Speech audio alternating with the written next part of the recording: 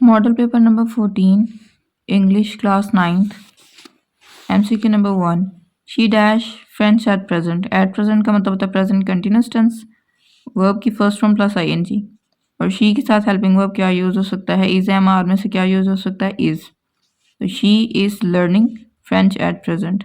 जब भी at present लिखा हो नाउ लिखा हो इसका मतलब वहाँ पे आपने प्रेजेंट कंटिन्यूस टेंस यूज़ करना है। इज़ एम आर में से कोई हेल्पिंग वर्ब होगा और वर्ब की first form plus ING। He dash of theft. अब यहाँ पे हमने बताना है he was accused of theft.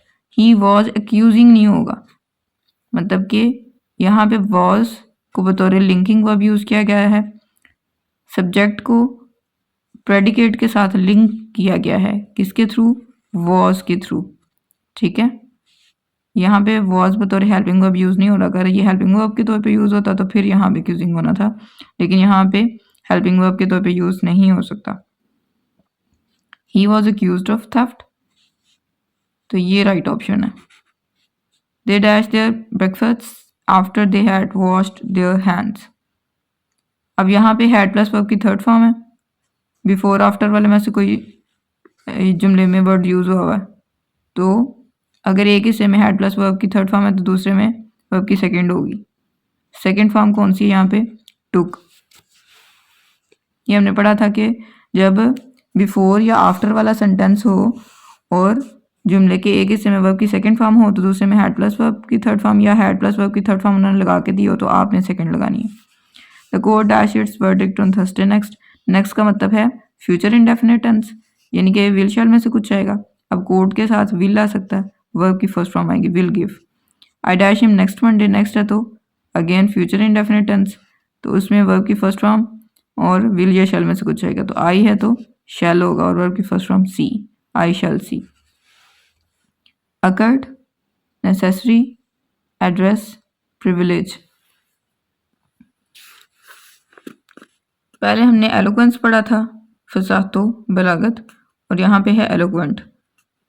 Eloquent का मतलब होता है जो बंदा फसातो बलागत से बात कर सकता है, रवानी से बात कर सकता है, जिसका फ्लो है, ठीक है, फ्लुएंसी है। तो क्या होगा, एलोक्वेंट क्या होगा, फ्लुएंट।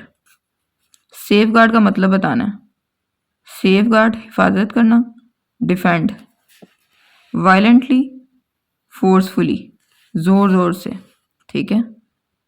पेरिलस खतरनाक होता है, उसका एंटोनिम बताना है, उलट बताना है, तो उलट क्या होगा, इजी, आसान, ठीक है, या तो रास्ता आसान होगा या खतरनाक होगा। उसके बाद है इम्पावर्स। इम्पावर्स का मतलब होता है बाख्तियार बनाना, यानी कि ताकतवर बनाना, strengthens. The children played in the garden. In the garden पूछ रहे क्या है, इन द गार्डन से पहले क्या लिखा हुआ है, प्लेड। तो प्लेड ग्रामर की रूह से क्या है, वर्ब है। वर्ब के मीनिंग में कौन इजाफा कर सकता है, एडवर्ब। तो ये वाला फ्रेज क्या होगा, एडवर्बियल फ्रेज होगा। फिर उसके बाद a car was moving as slowly as a snail. तो यहाँ पे दो डिफरेंट चीज़ों को कंपेयर किया गया और इसके लिए एज का इस्तेमाल किया गया, ये सिमिली होती है। She had already left before I arrived, तो हैड प्लस वर्ब की थर्ड फॉर्म यूज हुई है तो पास्ट परफेक्ट टेंस है, ठीक है, इसलिए यहाँ पे पास्ट परफेक्ट। आपने इसको नहीं कंसिडर करना, इसकी मेन क्लॉज ये है, हैड प्लस वर्ब की third form. Countries are more interconnected now, yet they continue to maintain distinct cultural identities. Yet क्या है, ये है कोऑर्डिनेटिंग कंजंक्शन। जिस जुमले में कोऑर्डिनेटिंग कंजंक्शन लगी हो वो क्या होगा, कंपाउंड सेंटेंस होगा।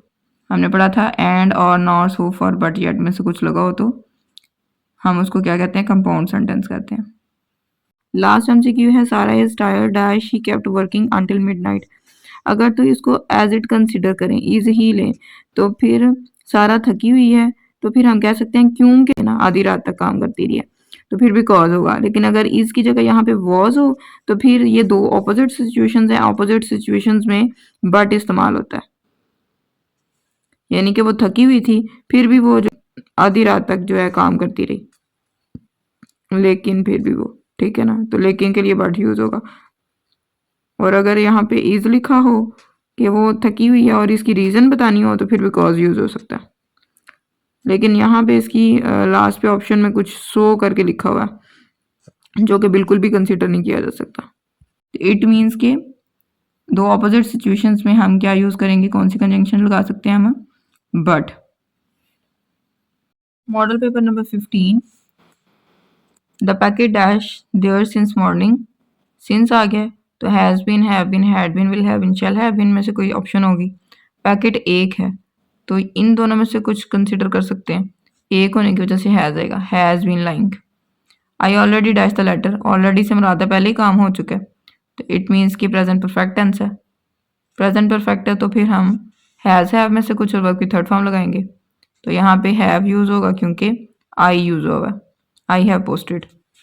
I dash the house before it started raining. अब यहाँ पे बिफोर आफ्टर वाला सेंटेंस है, किसी जुमले में बिफोर या आफ्टर यूज हो, एक हिस्से में वर्ब की सेकंड फॉर्म हो तो दूसरे में हैड प्लस वर्ब की थर्ड फॉर्म यूज करेंगे तो हैड लेफ्ट वाली ऑप्शन ठीक है। He dash to us yesterday, yesterday है तो वर्ब की सेकंड फॉर्म लगनी है यानी came. She dash her work before the guests arrive, before या आफ्टर वाला जुमला और एक हिस्से में प्रेजेंट इंडेफिनेट हो तो दूसरे हिस्से में फ्यूचर परफेक्ट लगेगा यानी कि will have finished. Future perfect में विल हैव शैल हैव होता है और वर्ब की थर्ड फॉर्म होती है तो शी है तो विल हैव आ जाएगा और वर्ब की third form. Message, player, forward, February. Sacrifice होता है कुर्बानी देना यानी कि जब इंसान बेगर्ज हो, जिसको अपनी फिक्र ना हो दूसरों की हो, सेल्फलेसनेस, ठीक है, तभी वो कुर्बानी दे सकता है ना। लोनली क्या होता है, तन्हा होना, आइसोलेटेड। स्ट्राइड्स होता है तरक्की, प्रोग्रेस। क्विक होता है जल्दी, फास्ट। और फ्रेजल का आपने एंटोनिम यानी उलट बताना है तो नाजुक का उलट क्या होगा, सख्त, hard. You can have nihari dash pasta but not both. अब बट नॉट बोथ से मुराद है कि दोनों नहीं ले सकते, इन दोनों में से आप एक चीज़ ले सकते हैं, या निहारी या पास्ता। तो या है ना तो या को क्या कहेंगे, और। ऑनर्ड बाय हर रिसोर्सफुलनेस, रसूल सल्लम प्रेज्ड हर एक्शंस। तो ऑनर्ड में एंड पे क्या आ रहा है, ईडी, तो ईडी या ई एन पास्ट पार्टिसिपल में आता है तो इसलिए ये पार्टिसिपल है। A host of golden daffodils is an example of. अच्छा यहाँ पे उन्होंने जो इसका आंसर दिया हुआ है वो मेटाफर दिया हुआ है, ठीक है, लेकिन आपकी बुक पे जो टेक्स्ट बुक पे ये एग्जांपल है ना ये एसोनेंस में गिवन है, ठीक है। एसोनेंस मतलब कि यहाँ पे जो आप देखें ओ और यहाँ पे भी ओ, ये वाउल लेटर्स की साउंड जो है रिपीट हो रही है, ठीक है। तो जब ये वाउल लेटर्स की साउंड रिपीट होती है तो हम इसको एसोनेंस कहते हैं। Because it was raining we stayed indoors. Because जो है वो सबऑर्डिनेटिंग कंजंक्शन है, जब ये लग जाए तो वो क्लॉज क्या होगी, वो डिपेंडेंट क्लॉज होगी। क्योंकि अगर मैं आपको कह दूं जी क्योंकि बारिश हो रही थी, इसका तो मतलब समझ में नहीं आएगा जब तक इसके साथ इंडिपेंडेंट क्लॉज ना जुड़े। तो इसलिए ये खुद क्या है, ये डिपेंडेंट क्लॉज है, ठीक है, ये डिपेंड कर रही है किस पे, इंडिपेंडेंट पे। जब तक वो नहीं साथ लगेगी इसका मतलब समझ में नहीं आएगा। अगर ये खुद अपना मतलब समझा सकती तो फिर तो हम कहते हैं ये इंडिपेंडेंट, लेकिन ये इंडिपेंडेंट नहीं है। डिपेंडेंट क्लॉज को सबऑर्डिनेट क्लॉज भी कहते हैं। Which punctuation mark is missing? She politely replied, how would I know? अच्छा उन्होंने यहाँ पे ये लगाया हुआ है कोटेशन मार्क, जबकि ये यहाँ पे होना चाहिए, ठीक है, और यहाँ पे ऐसे कॉमा होना चाहिए, तो डबल कोटेशन मार्क्स होने चाहिए। ये चीज़ मिसिंग है, वो हम लगा देते हैं।